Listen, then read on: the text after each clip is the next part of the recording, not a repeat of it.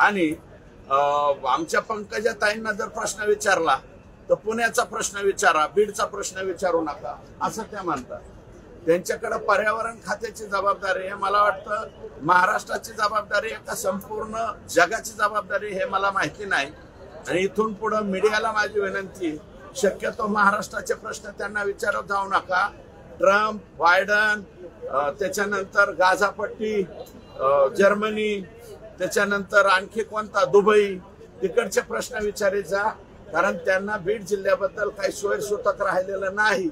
कारण हा संतोष देशमुख आत्ताच्या लोकसभेला सुद्धा एका बूथवर भारतीय जनता पार्टीचा बूथ प्रमुख आहे आणि धनंजय देशमुख सुद्धा भारतीय जनता पार्टीचा बूथ प्रमुख आहे. आणि भारतीय जनता पार्टीमध्ये बूथ प्रमुखाला अनन्यसाधारण महत्व आहे.